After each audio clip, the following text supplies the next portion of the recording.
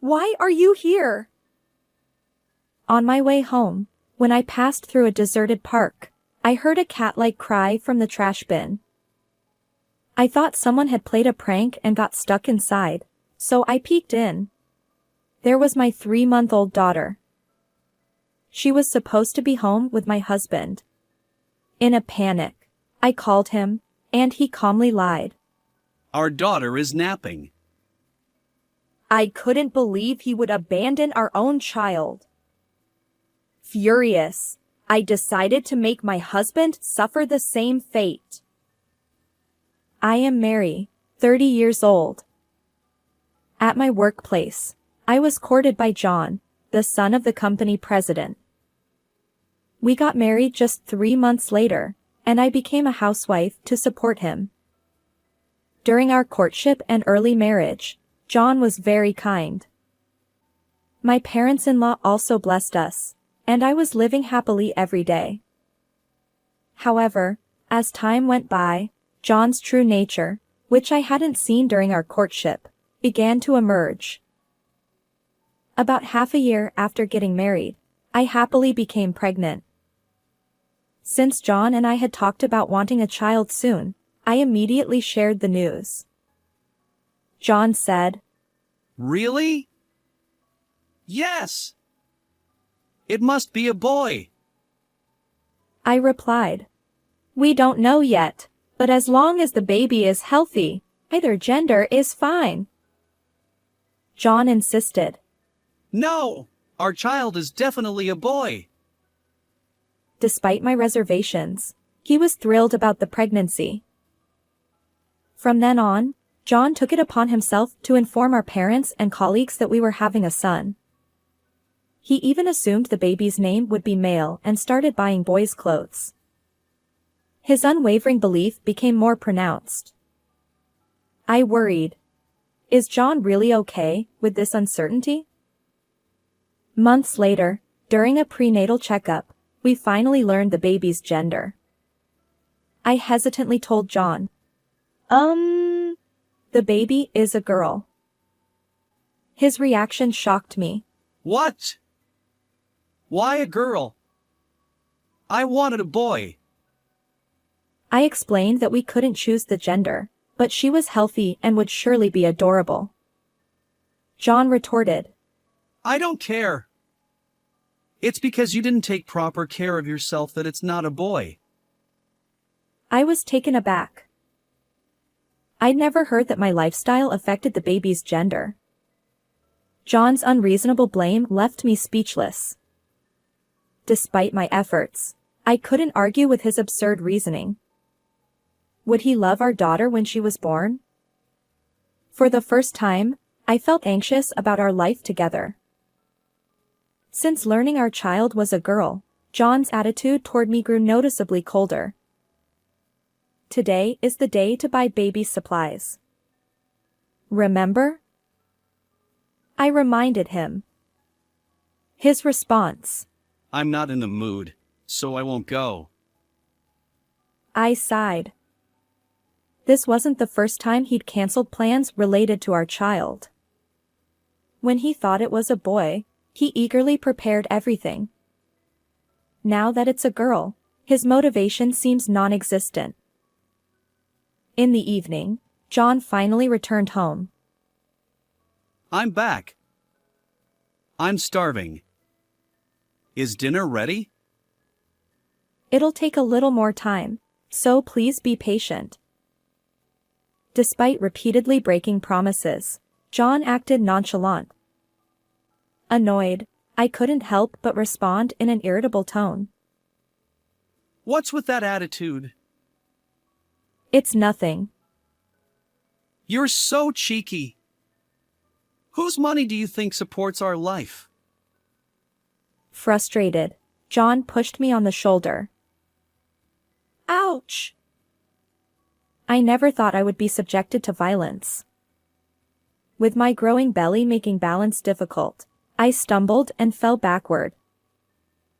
I never imagined he'd shove a pregnant woman. Shocked by his actions, I felt pain in my lower back and tightening in my abdomen. I instinctively clutched my belly and sank to the floor.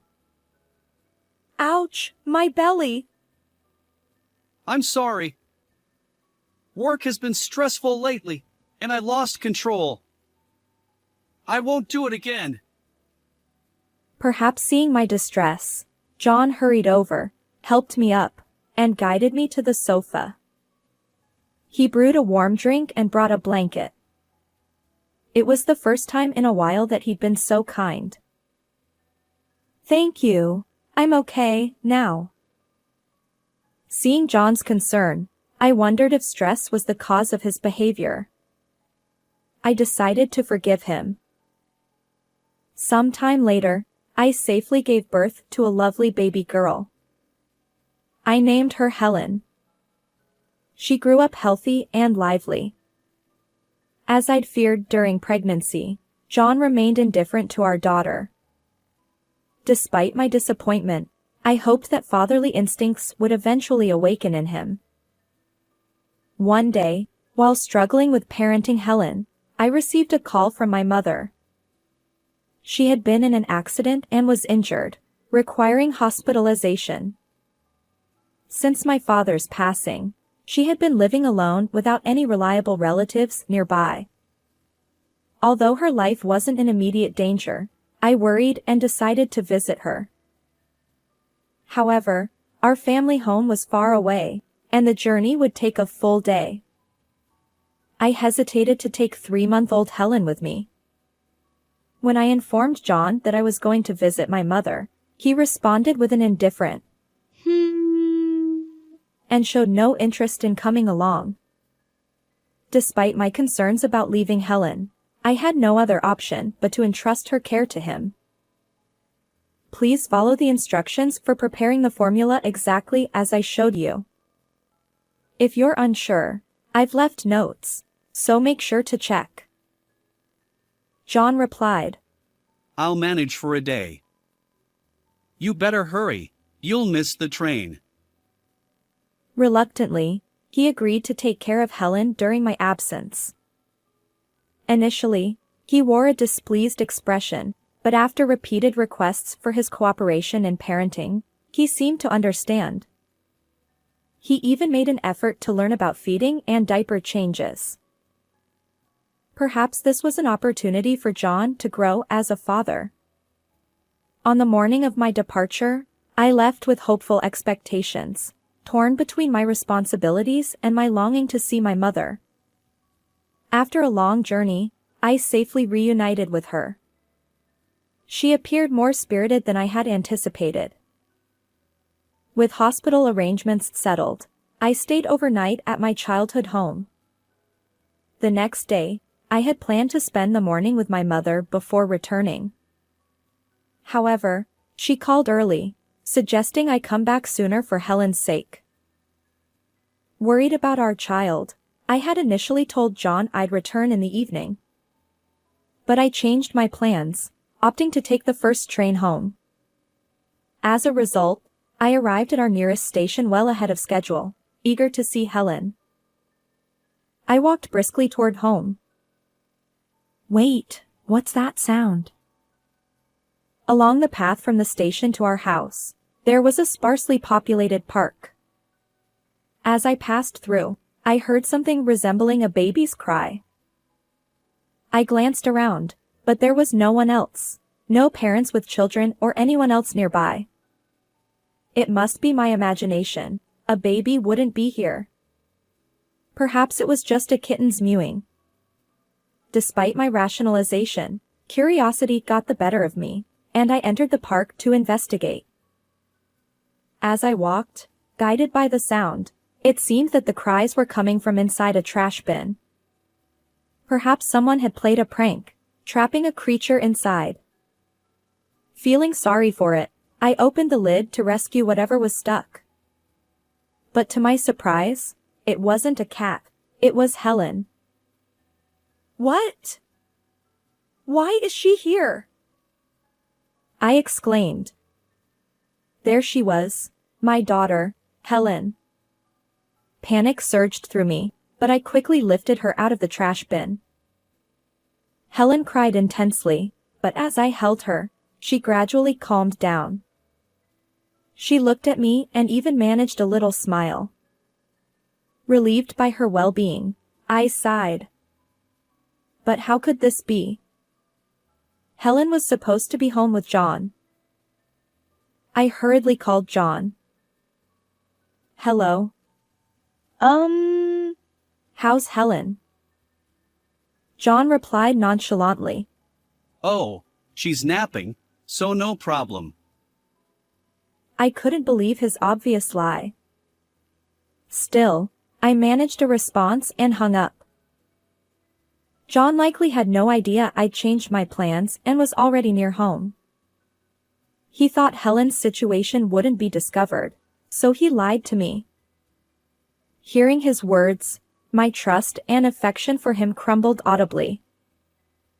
John had always wanted a son. Since Helen's birth, I hadn't seen him show any affection toward her. I hoped fatherly instincts would eventually emerge, but it seemed my wish fell on deaf ears. How could he abandon his daughter like this? Unforgivable. I resolved to seek revenge against John for subjecting my precious daughter to such cruelty. For now, what should I do? Taking Helen back to John's house was risky. After careful consideration, I decided to take her in a taxi to a certain location. As night fell, I returned home according to my original schedule. When I opened the front door, John came running from the back of the room, looking frantic. It's terrible. I accidentally fell asleep, and Helen is gone. She must have been kidnapped. That's serious. Let's call the police right away. I decided to play along with his story. The police? Isn't it too early for that? My mention of the police visibly unsettled him. Ignoring his reaction, I pretended to report the situation on my phone. John panicked and knocked the phone out of my hand. His face contorted, and he was breathing heavily. I steeled myself and got to the heart of the matter. Actually, did you take Helen somewhere? What? You suspect me? But Helen might have been abducted, and you haven't even contacted the police. Doesn't that seem strange? Caught off guard, John couldn't come up with an excuse. He became defensive. I did it to test your trust in me. Just as I thought, you don't believe in me. He started blaming me with intense anger. What? You don't understand? And what does Helen have to do with this? Tell me, where did you take her? As I glared at him, John softened his angry expression and smirked. Ha ha ha, too bad. Your precious Helen is in the park's trash bin. What? Are you insane? Of course. By now, she's probably been taken far away or become crow food. That's cruel. Is this how a father behaves? Enough. It's your fault for not giving birth to the son I wanted. You've embarrassed me. John admitted to being the culprit but continued to shift blame onto me. He had done something outrageous and was now trying to pin it on someone else. I couldn't contain my rage at his ugly behavior. I'm going to the police. Humph. Go ahead if you can. You're the one in trouble, Mary. As a stay-at-home wife, how will you survive without me? That's irrelevant. I can't continue with someone who subjected my precious Helen to this. Well, it's your fault for not giving birth to the heir my parents expected. You've let them down and brought shame upon me. John's selfish behavior left me dumbfounded. He said, Listen, you only need to do what I say. Forget about Helen and quickly give birth to the next boy. With a smug expression, he laughed at me, and I glared back in frustration. Then, the front door opened. Standing there were my in-laws, holding Helen. John's eyes widened in shock as he saw the parents he hadn't expected and the daughter he thought he'd abandoned. He nervously wiped his forehead, sweating. The truth was, after ending the call with John at the park where I found Helen, I took a taxi to my in-laws' house. I happened to find Helen and rescued her. I've already informed your parents about this incident, I explained to him. His parents had heard John's verbal slip outside. My father-in-law shouted at John. How could you abandon your own child like that? John stammered, unable to come up with an excuse. My father-in-law continued. You were fixated on having a male heir, but just being a boy doesn't guarantee succession. You're fired. John tried to protest, but my father-in-law wasn't swayed.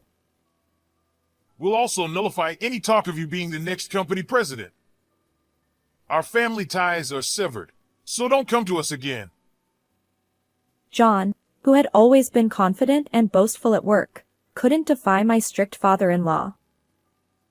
John trembled and shed tears. I said, Since I'm the leaseholder of this apartment, get out now. John pleaded. Wait, Mary, are you really abandoning me too? Despite losing his job and being rejected by my in-laws, he desperately apologized. Please forgive me. I'll properly care for Helen from now on. What? Now you say that?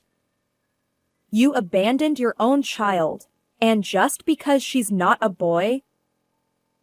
I messed up, but I don't need to obsess over an heir anymore. It's fine. And, I'll take care of parenting from now on, so you can work outside. Don't belittle me. I'll never forgive you. I never want to see your face again. I looked down at John and delivered my cold response. His last hope shattered, and he sobbed. Despite some resistance, my in-laws pressured him, and he eventually packed his belongings, shoulders slumped, and left. Our divorce was finalized. I claimed $20,000 in alimony and $100,000 in child support from John. My in-laws covered the payments up front, and John, now jobless and abandoned by his parents, lives in a rundown apartment, working tirelessly at a physical labor job day and night. As for Helen and me, we returned to my hometown where my mother lives. We live happily with my recovered mother and our adorable daughter. We maintain a relationship with my in-laws, and Helen is thrilled when they visit. Together, we shower Helen with love and ensure her happiness. How did you like this story? If you enjoyed it, consider subscribing to our channel. Until next time.